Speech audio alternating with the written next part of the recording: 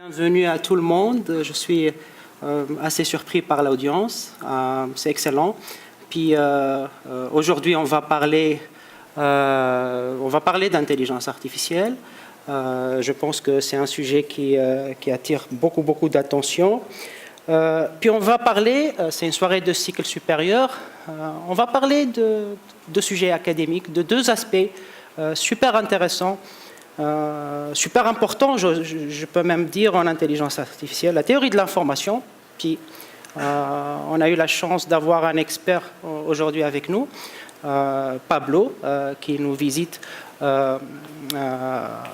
conjointement avec le MILA pendant une année. Puis on va parler d'optimisation. Donc c'est les deux aspects qui aujourd'hui, à mon avis, puis je pense que Pablo est d'accord, et puis tous les experts, sont les ingrédients de l'intelligence artificielle. En quelque sorte, si on prend n'importe quel algorithme d'intelligence artificielle, aujourd'hui, ça optimise en quelque sorte une mesure d'information. Est-ce que tout le monde m'entend vers la fin aussi? Oui. OK. Donc évidemment, n'hésitez pas à poser des questions. Vous pouvez même me couper. Je sais que le programme, c'est vers la fin les questions, mais si vous avez vraiment un besoin urgent de poser une question, n'hésitez pas à le faire. Je vais faire la présentation en français. Les transparences sont en anglais. J'espère que ça sera OK pour tout le monde. C'est pareil pour Pablo. Alors voilà, donc il va y avoir quelques petites équations mathématiques, mais je vous promets rien de désastreux. Donc voilà. Donc qu'est-ce que je vais dire aujourd'hui, de quoi je vais parler? Donc je vais essentiellement vous montrer des exemples au début. Okay. Pourquoi? Déjà, si on se pose la question, pourquoi tout ce succès? Pourquoi on entend parler tellement? Parce qu'il y a des implications qui sont très importantes, très prometteuse. Et là, je vais vous donner juste un seul exemple. Okay? Là où l'intelligence artificielle elle a montré un potentiel incroyable. Okay? C'est des exemples là où on prédit, par exemple, dans une image, pour chaque pixel, c'est quoi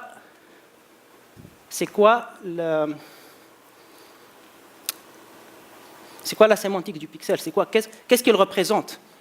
Les humains, quand ils regardent cette image, ils disent, voilà, ça c'est une voiture, c'est une rue, des arbres, c'est ça. On veut faire en sorte que les machines voient ça. Mais n'oubliez pas qu'une machine, elle a cette image. Qu'est-ce qu'elle voit pour cette image? Quelqu'un peut me voir, quand on donne une image à une machine, qu'est-ce qu'elle voit? C'est ça. Tout le monde sait ça. Des nombres. Un grand tableau de nombres. Alors, aller de ce grand tableau de nombres à dire, ça c'est une voiture, ça c'est la rue, ça c'est des arbres, vous pouvez imaginer la tâche computationnelle derrière ça. Puis le domaine de vision artificielle, il essaie de faire ça depuis 30 ans. Okay? Mais on était dans une crise jusqu'à 2012, là on était très loin de performances comme ça. Donc aujourd'hui on peut faire ça avec ce qu'on appelle l'apprentissage profond. On apprend à partir d'exemples de millions d'images qui sont annotées pixel par pixel pour arriver à des résultats qui sont comme ça. C'est impressionnant. Je n'ai pas besoin. Je pense que l'image parle d'elle-même. Les applications sont incroyables. Une des applications, ça serait les voitures autonomes.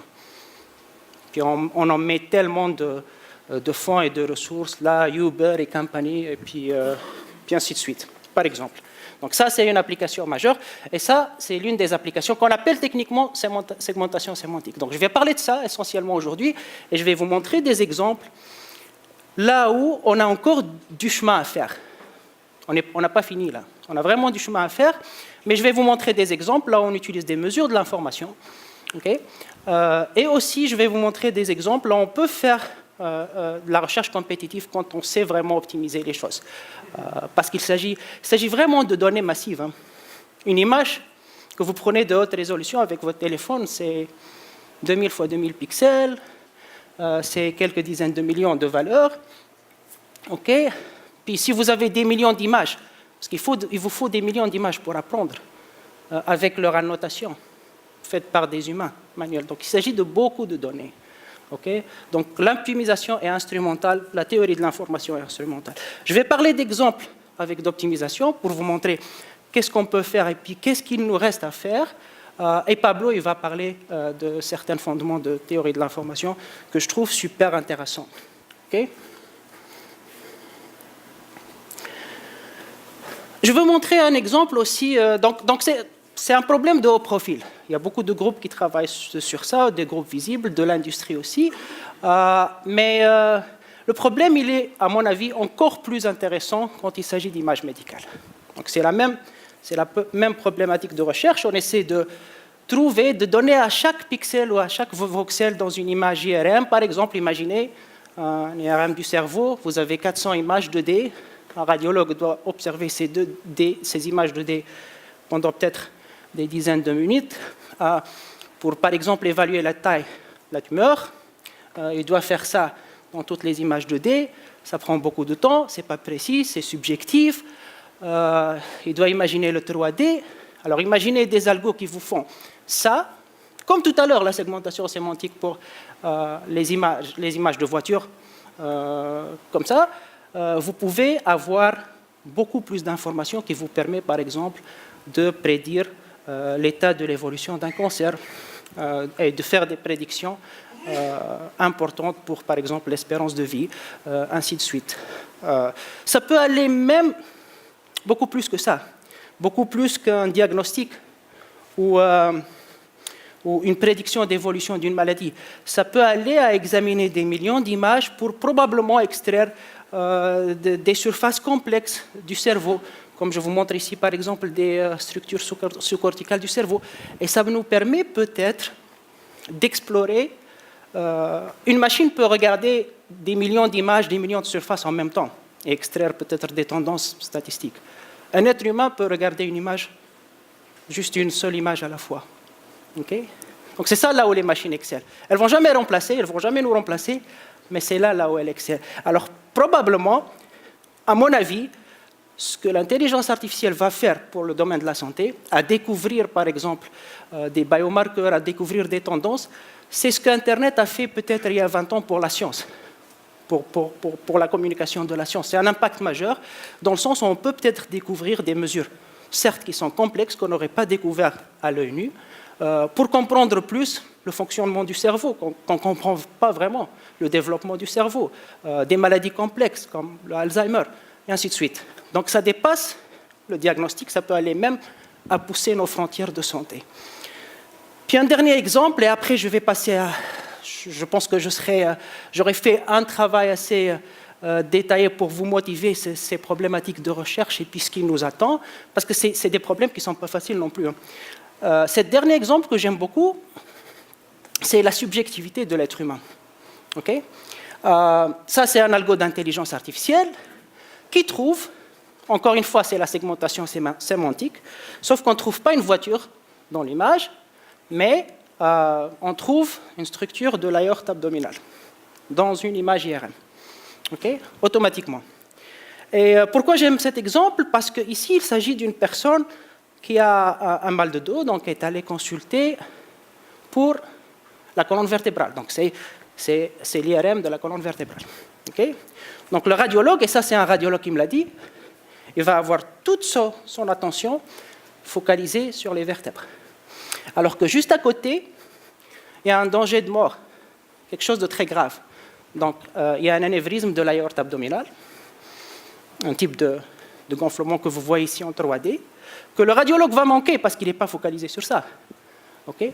Et ça, s'il y a une rupture, ça veut dire hémorragie interne, ça veut dire mort immédiate. Donc, imaginez des algorithmes qui, peut-être, vont fouiller dans des millions d'images qui sont à notre disposition, puis trouver ces risques-là. Donc ça peut sauver des vies. C'est beaucoup plus sérieux que les voitures autonomes. Okay? Donc voilà. Donc ça, je motive, et ça c'est juste une problématique de l'intelligence artificielle. Je vais juste faire un zoom sur ça, évidemment. Et là, ça motive ce qui se passe. Ce n'est pas juste nous, ce n'est pas juste mon groupe. Il y a des groupes dans toutes les institutions prestigieuses au monde qui travaillent sur spécifiquement cette analyse sémantique des images pour extraire de l'information super utile.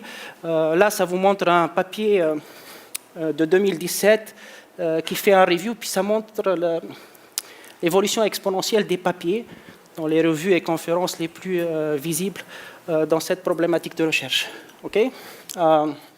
Conférence majeure du domaine d'imagerie médicale, donc une explosion, juste pour la segmentation sémantique d'organes, de sous-structures, de tumeurs, ainsi de suite, dans les images médicales. OK? Donc ça, c'est en termes de nombre de papiers. OK, donc je pense que j'ai assez motivé le problème et ce que l'intelligence artificielle peut offrir, au moins en analyse d'image, ce qui est, à mon avis, assez impressionnant, rien qu'en pensant aux voitures autonomes et puis aux images médicales. Puis on comprend pourquoi tout cet acharnement et puis pourquoi tous ces fonds-là. Maintenant, il y a des challenges. Okay? Donc, pour pouvoir arriver à un algorithme qui me donne des résultats qui correspondent à ça, qui me dit, voilà, ces pixels, c'est une personne, ces pixels, c'est cheval, background, j'ai besoin de donner à cet algorithme des dizaines de milliers d'images, des centaines de milliers d'images qui sont annotées pixel par pixel, okay? Par des humains. Okay? Et rien que cette tâche que peut-être ma fille de 5 ans peut faire, parce que c'est une image couleur, même un enfant de 5 ans connaît le cheval, la personne, ça prend quand même 80 secondes pour une image. Alors pour faire cette tâche, pour des dizaines de milliers d'images, ça prend du temps. Typiquement, on partage ça avec du crowdsourcing, par exemple. Donc il y a cette problématique qui est très performante. On a des algorithmes qui sont assez matures, mais ils sont voraces en termes de données annotées. Okay? Alors, une problématique de recherche qui est super intéressante, et c'est là où je vais parler de mesures d'information et d'optimisation. Est-ce qu'on peut apprendre d'informations qui est beaucoup plus légère? Par exemple, je n'apprends pas de ça, là où j'annote tous mes pixels, mais j'apprends juste d'une image, puis de quelques informations texte. Okay? Je sais que cette image a une personne, un cheval, puis le reste, par exemple. Et ça, c'est de l'information qu'on peut trouver des fois sur des Flickr, sur Google, des images avec des text tags, par exemple. Donc, c'est de l'information qu'on peut même chercher sans effort. Oui? Comment?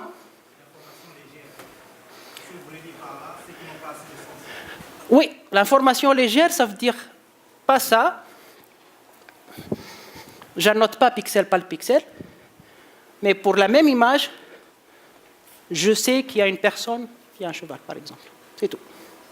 Je n'ai pas d'annotation pixel par pixel. Donc l'annotation, elle est beaucoup plus légère.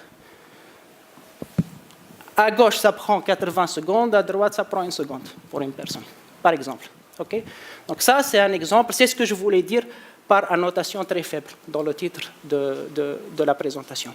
Alors imaginez l'utilité de ça. Si on arrive à avoir les mêmes résultats avec ce type d'information, c'est déjà un très bon boulot. Okay? Alors voici un exemple. Au lieu d'avoir des annotations super complexes comme ça, on a des annotations par un humain qui sont comme ça. Juste ça, juste une fraction des pixels ou de mes données qui est annotée en général. Donc j'annote pas tout, j'annote juste une petite fraction qui va me donner un peu d'informations. Puis j'espère trouver des résultats dans des nouvelles images comme ça. Donc c'est ce qu'on appelle l'apprentissage semi-supervisé. Okay? Ça, c'est un sujet aussi super important avec la masse de données qu'on a. On ne veut pas annoter tout ça. Okay? Et ainsi de suite. Ça peut être des points, ça peut être des box. Donc c'est plein de problématiques qui sont très actives aujourd'hui dans les publications majeures, que ce soit en intelligence artificielle ou en vision artificielle. Donc voilà, ça vous donne une idée. Je mentionne quelques citations très récentes dans les publications majeures du domaine. Donc ce n'est pas juste nous, c'est très actif. Parce que c'est intéressant, j'espère que je vous ai convaincu que c'est super intéressant. Donc on apprend avec un petit peu d'informations, puis beaucoup d'informations qui n'est pas annotées. Donc on peut utiliser toutes les images disponibles qui ne sont pas annotées, ça serait super. Okay? Alors pourquoi ça c'est intéressant en imagerie médicale par exemple? Okay? Parce que je ne peux pas faire ça, je ne peux pas donner l'image de cheval, peut-être j'aurais pu la donner à ma fille de 5 ans. Je ne peux pas faire ça pour des images médicales.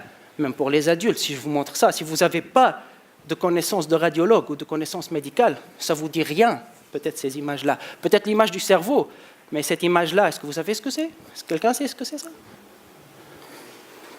Moi, je ne sais pas ce que c'est, aucune idée. J'ai oublié, on m'a dit 5000 fois et j'ai oublié. Et pensez juste à ce que ça prend pour devenir un radiologue. Il faut devenir médecin, faire ses années d'études, et après la résidence, et puis... Donc c'est ça. Donc on doit transférer cette information aux machines.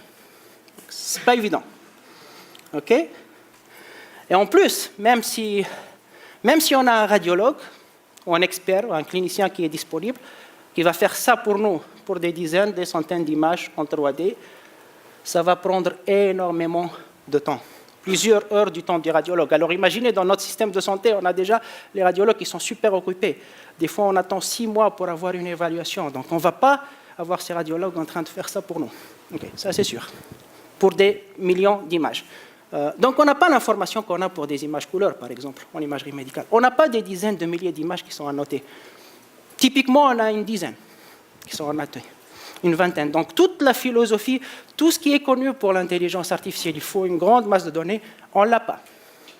Donc on doit apprendre avec ce qu'on a, plus peut-être les données qui ne sont pas annotées. Okay? Je regarde un petit peu le temps pour ne pas dépasser de loin mes 40 minutes. Puis, il y a la dimension subjective. Donc, j'espère que je vous ai convaincu. Par contre, en imagerie médicale, et puis là, je vais vous montrer un exemple d'optimisation à la fin, les équations, ils vont venir après. Là, j'essaie de vous garder attentif. Je ne veux pas que tout le monde parte à premières 15 minutes. Mais par contre, on a beaucoup d'autres informations qui est certainement pas déterministe, qui n'est pas très propre, mais qu'on peut peut-être utiliser. Alors, qu'est-ce qu'on a en imagerie médicale? On a les rapports de radiologie qui sont associés aux images. Peut-être qu'on peut, là-bas, trouver de l'information, certainement faible, peut-être. Ce n'est pas des annotations pixel par pixel, mais qu'on peut probablement utiliser et qui peuvent nous aider un petit peu. On a aussi de la connaissance d'anatomie. Okay? Il ne s'agit pas du cheval dans un champ. Il s'agit d'organes qui sont structurés d'une façon pareille pour tous les humains, par exemple. Okay? Donc on peut utiliser cette information-là pour compenser un peu le manque de données à noter. Un exemple super simple, si vous êtes en train de chercher la ventricule du cœur d'un adulte, et vous avez cette information-là, vous savez que la taille de cette ventricule, elle est entre deux valeurs, maximum et minimum, okay? Quand le cœur bat. Donc ça, c'est de l'information anatomique qui pourrait être super utile, et je n'ai pas besoin de centaines de milliers d'images pour apprendre cette information-là. Je la connais. Maintenant, la question, et c'est ça là où il y a des questions techniques, que ce soit de théorie de l'information ou de l'optimisation, comment faire en sorte que nos méthodes supervisées, très puissantes, peuvent apprendre de cette information-là. C'est là où il y a des difficultés techniques. Puis je vais vous en parler un petit peu. Et c'est pour ça aussi que c'est un sujet de recherche qui est aux frontières de la recherche. Okay? Parce que ce n'est pas évident de faire apprendre à des réseaux de neurones de l'information comme ça. Okay?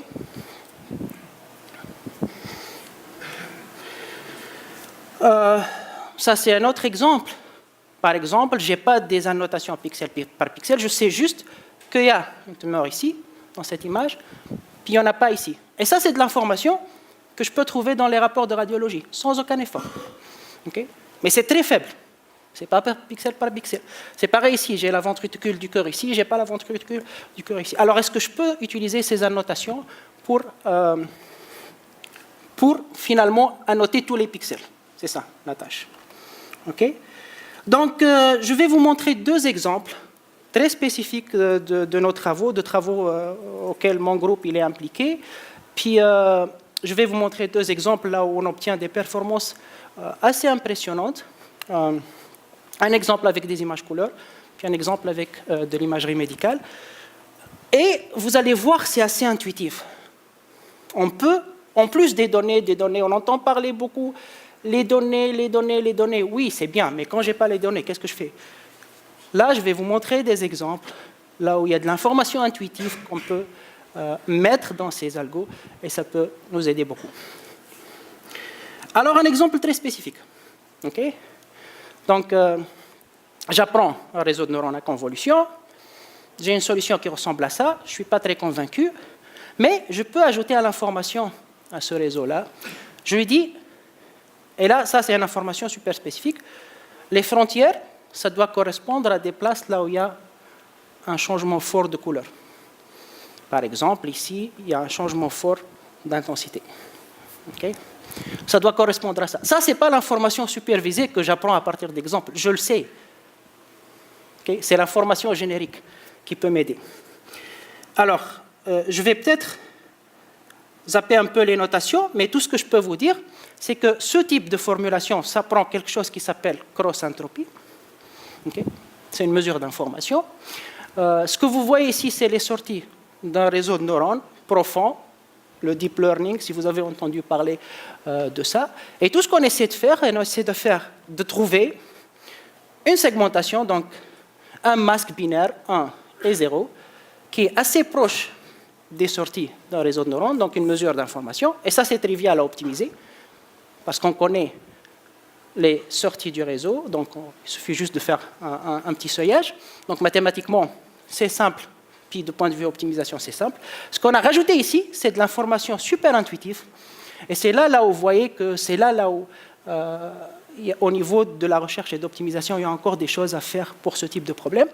Alors, ce que je suis en train de dire à mon algorithme d'intelligence artificielle ici, quand il y a, parce que n'oubliez pas, ce gars-là, c'est les 1 et les 0. Alors je suis en train de lui dire, quand il y a des voisins, des pixels voisins, qui ont cette valeur qui est différente, donc sur les frontières, alors je veux que tu payes une pénalité quand on est dans une différence de couleur. Donc en gros, je suis en train d'attirer la solution vers là où il y a des différences de couleur. Bon. Je vous épargne les détails. Donc, c'est ça essentiellement. Ça, c'est un exemple de fonction qui attire là où il y a une forte différence de couleur. Mais c'est juste pour vous dire quelque chose. Ça, si vous l'optimisez de façon naïve, ça, c'est un terme qui introduit toutes les paires de points. Pour une image, vous avez quelques millions de points.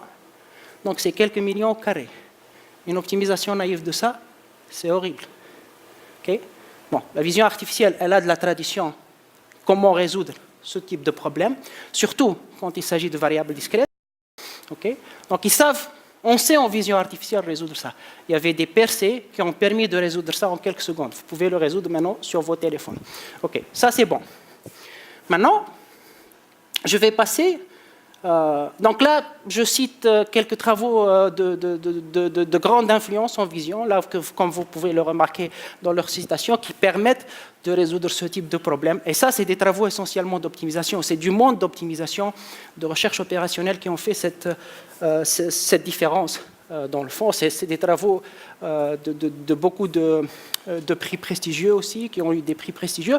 Mais dans le fond, c'est ça quand vous avez des variables discrètes. Maintenant, donc là, on ne rajoute rien. Maintenant, on revient à un autre exemple, là où je veux apprendre juste de quelques pixels, pas de tout. OK? Donc, qu'est-ce que je vais faire? Je vais apprendre de ces pixels, mais je veux aussi tirer avantage du reste, okay? Des données qui ne sont pas annotées. Et ma seule source d'information, c'est comme tout à l'heure. Je sais que mes régions, elles doivent correspondre, leurs frontières doivent correspondre à là où il y a des changements de couleur. Il s'agit d'images couleurs. Alors, est-ce que je peux faire ça de la même façon? Donc, j'ajoute ce terme qui dépend de paires de points, sauf que maintenant, c'est des sorties de réseaux de neurones. Je suis déjà dans une problématique. Il ne s'agit plus de variables binaires. Donc, cette différence, ça fait plus de sens.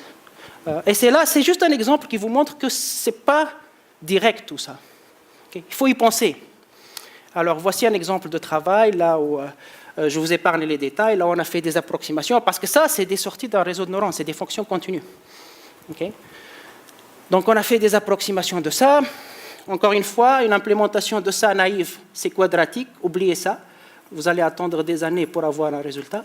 même sur des machines super puissantes. Donc tout ça, ça prend des connaissances en optimisation pour pouvoir faire des approximations et puis aller à des choses qui sont faisables. Okay? Juste un exemple qui vous montre que c'est assez impressionnant quand même. Alors, avec de l'apprentissage de données comme ça, on arrive à réaliser des résultats comme ce que vous voyez à gauche. Là, on arrive presque. Donc, ce que vous voyez ici, c'est la performance. Ça, c'est une mesure qui calcule la similarité en pourcentage entre... Parce que ces données sont annotées, donc on peut évaluer le résultat de l'algorithme. Okay? Donc ça évalue. Si vous avez tous les pixels annotés, qu'est-ce que vous aurez obtenu?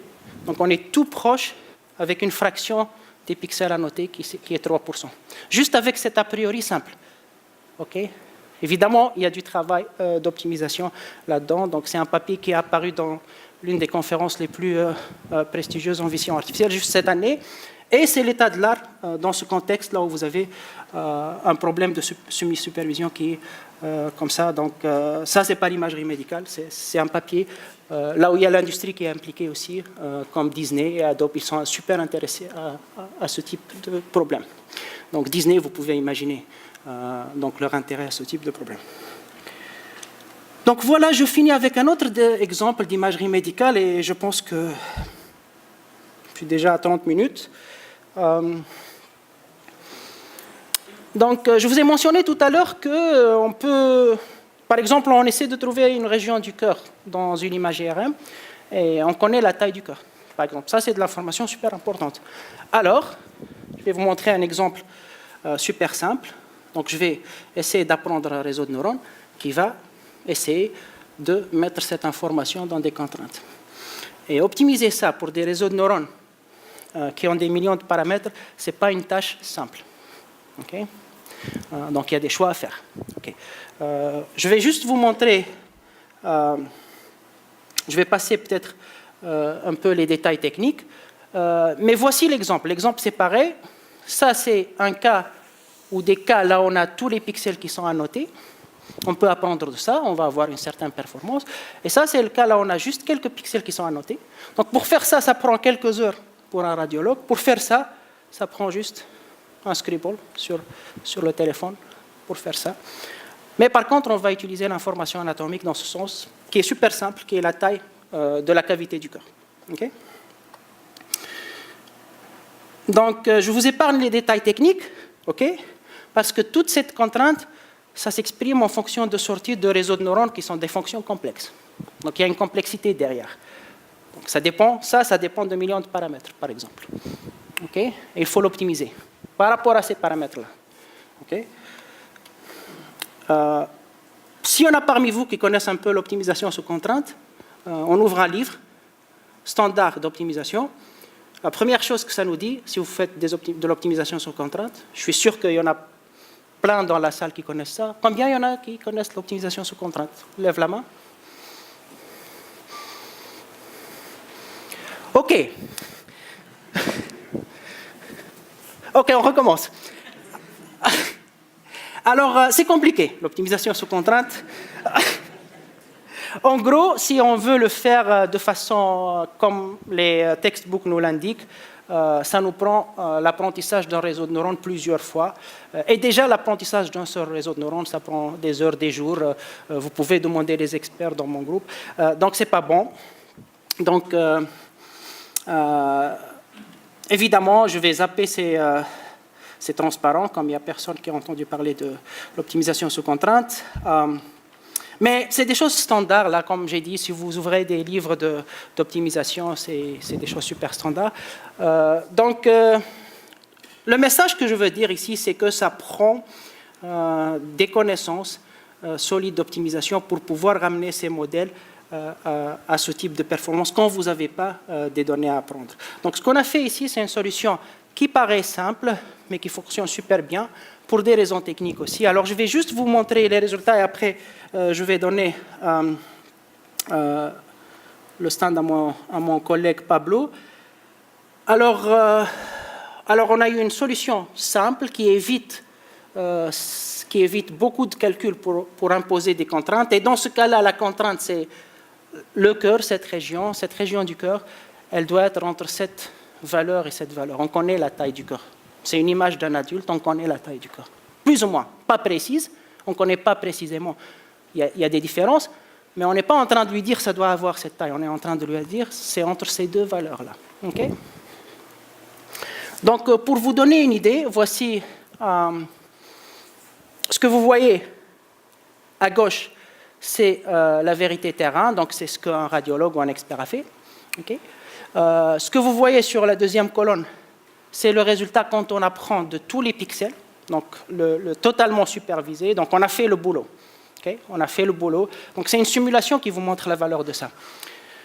Ce que vous voyez ici, si on apprend juste de quelques pixels, sans avoir la contrainte de taille anatomique. Et là, vous obtenez presque n'importe quoi. Le réseau de neurones profond, super sophistiqué, n'a rien appris, parce qu'il n'avait pas suffisamment de données. Il n'a rien appris. Okay. On lui a juste ajouté de l'information de taille. Et là, vous voyez deux résultats avec l'information de taille. Un résultat obtenu avec une certaine méthode d'optimisation, celle standard dans le textbook, puis une autre qu'on a proposée. Et ça vous montre l'effet de l'optimisation déjà. Déjà, la méthode standard, elle commence à faire beaucoup mieux que ce que vous voyez ici, en utilisant exactement les mêmes pixels à noter. Parce qu'elle a eu cette information, cette contrainte de taille, qui est simple, dans le fond. Ce n'est pas simple à optimiser, mais l'information, elle est simple à obtenir. Okay? Et là, on fait mieux parce que la méthode d'optimisation a fait un meilleur job. Okay?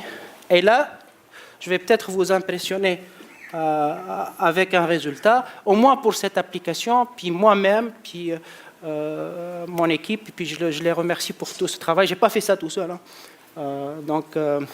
Ils sont super, en fait. Moi, je parle de ça, et puis ils font tout le travail. Alors, je les remercie énormément pour ça. Mais dans le fond, ce que vous voyez ici, c'est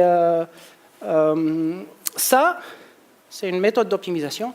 Ça, c'est notre méthode d'optimisation. Ça, c'est quand vous avez tous les pixels qui sont annotés. Donc, durant l'apprentissage, évidemment, tout ça, ça peut prendre des heures. Alors, ce qui est intéressant dans tout ça, c'est que on peut, encore une fois, avec de l'information non supervisée, on peut aller à 90% de ce qu'on aurait obtenu avec la supervision totale, avec juste 0,1% des annotations. Donc, assez intéressant. Évidemment, il reste beaucoup de choses à faire. Ça, c'est des résultats préliminaires. Encore une fois, ils vont apparaître... En fait, c'est le travail de mon étudiant, Howell Kervadek, avec José Dols aussi. Et c'est un travail qui a eu un prix dans une conférence. On était contents, et puis qui est sélectionné pour une revue prestigieuse, pour un issue spécial. Mais tout ça pour vous dire que c'est juste le début. On peut faire plein de choses avec ça. La taille, c'est juste une information super simple. On peut imaginer des informations compliquées, comme la relation entre les organes. Puis on peut imaginer, par exemple aussi, qu'est-ce qui se passe quand on a des millions d'images non annotées en plus. Est-ce que ça va nous aider? Parce qu'ici, on n'utilise pas beaucoup vraiment d'informations non annotées non plus. Donc ça reste des résultats préliminaires. Donc il reste beaucoup à faire, mais essentiellement une bonne compréhension de l'optimisation, puis de théorie de l'information. Ça permet de faire... évidemment, il faut être des bons programmeurs aussi. Je pense que c'est ça les ingrédients pour l'intelligence artificielle d'aujourd'hui, pour faire de la bonne recherche, la recherche compétitive en intelligence artificielle. Je pense qu'il n'y a personne qui sera mieux dans la salle de nous parler de théorie de l'information que Pablo. Je pense que je ne vais pas prendre encore le stand. Je vais inviter Pablo, puis je vais introduire Pablo.